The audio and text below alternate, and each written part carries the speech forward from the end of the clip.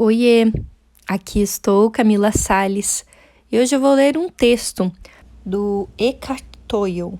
Ele é autor do livro O Poder do Agora e outros livros incríveis para nos conectar ao presente, ao aqui e agora, a nossa atenção plena. Esse texto, O Corpo de Dor, me remeteu a uma experiência que eu tive e por muitos anos de prática, de técnicas, de terapias, me auxiliou essa compreensão do que é o corpo de dor e também me fez entender que eu não era o corpo de dor, que ele está ali, mas ele tem um motivo, ele tem um propósito de existir, até o momento de a gente não se identificar a ele.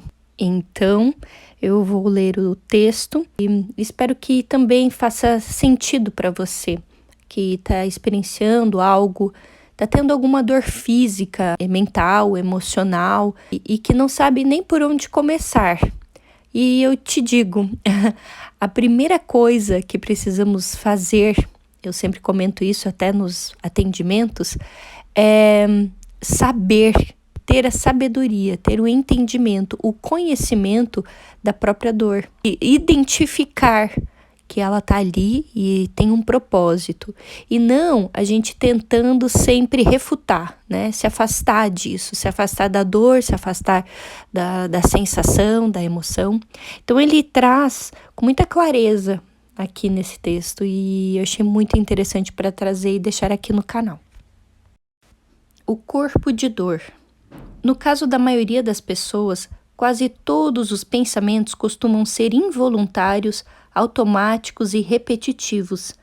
Não são mais do que uma espécie de estática mental e não satisfazem nenhum propósito verdadeiro. No sentido estrito, não pensamos. O pensamento acontece em nós. Eu penso é uma afirmação simplesmente tão falsa quanto eu faço a digestão ou eu faço meu sangue circular. A digestão acontece, a circulação acontece, o pensamento acontece. A voz na nossa cabeça tem vida própria. A maioria de nós está à mercê dela. As pessoas vivem possuídas pelo pensamento, pela mente. E uma vez que a mente é condicionada pelo passado, então somos forçados a reinterpretá-lo sem parar. O termo oriental para isso é karma. O ego não é apenas a mente não observada, a voz na cabeça que finge ser nós, mas também as emoções não observadas, que constituem as reações do corpo ao que essa voz diz. A voz na cabeça conta ao corpo uma história em que ele acredita e a qual reage. Essas reações são as emoções. A voz do ego perturba continuamente o estado natural de bem-estar do ser. Quase todo o corpo humano se encontra sob grande tensão e estresse, mas não porque esteja sendo ameaçado por algum fator externo. A ameaça vem da mente. O que é uma emoção negativa? É aquela que é tóxica para o corpo e interfere no seu equilíbrio e funcionamento harmonioso.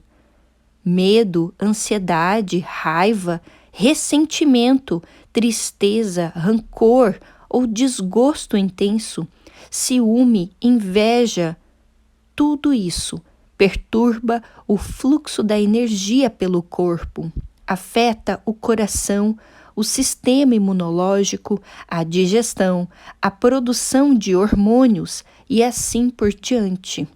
Até mesmo a medicina tradicional, que ainda sabe muito pouco sobre como o ego funciona, está começando a reconhecer a ligação entre os estados emocionais negativos e as doenças físicas.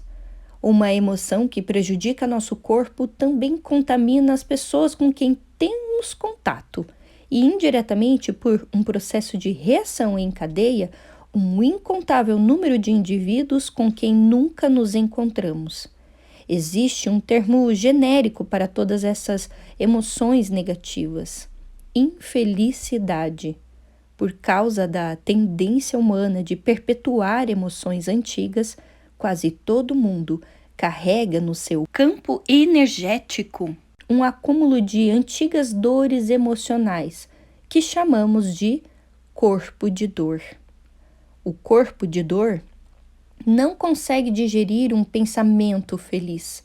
Ele só tem capacidade para consumir os pensamentos negativos, porque apenas esses são compatíveis com seu próprio campo de energia. Não é que sejamos incapazes de deter o turbilhão de pensamentos negativos. O mais provável é que nos falte vontade de interromper seu curso. Isso acontece porque, nesse ponto, o corpo de dor está vivendo por nosso intermédio, fingindo ser nós. E para ele, a dor é prazer. Ele devora ansiosamente todos os pensamentos negativos. Nos relacionamentos íntimos, os corpos de dor costumam ser espertos o bastante para permanecer discretos até que as duas pessoas comecem a viver juntas e, de preferência, assinem um contrato comprometendo-se a ficar unidas pelo resto da vida. Nós não nos casamos apenas com uma mulher ou um homem, também nos casamos com o corpo de dor dessa pessoa. Pode ser um verdadeiro choque quando, talvez não muito tempo depois de começarmos a viver sob o mesmo teto ou após a lua de mel, vemos que nosso parceiro ou nossa parceira está exibindo uma personalidade totalmente diferente. Sua voz se torna mais áspera ou aguda quando nos acusa, nos culpa ou grita conosco, em geral por uma questão de menor importância. A essa altura, podemos nos perguntar se essa é a verdadeira face daquela pessoa, a que nunca tínhamos visto antes, e se cometemos um grande erro quando a escolhemos como companheira. Na realidade, essa não é sua face genuína, apenas o corpo de dor que assumiu temporariamente o controle. Seria difícil encontrar um parceiro ou uma parceira que não carregasse um corpo de dor. No entanto, seria sensato escolher alguém que não tivesse um corpo de dor tão denso. O começo da nossa libertação do corpo de dor está primeiramente na compreensão de que o temos. É nossa presença consciente que rompe a identificação com o corpo de dor. Quando não nos identificamos mais com ele, o corpo de dor torna-se incapaz de controlar nossos pensamentos e assim não consegue se renovar, pois deixa de se alimentar deles.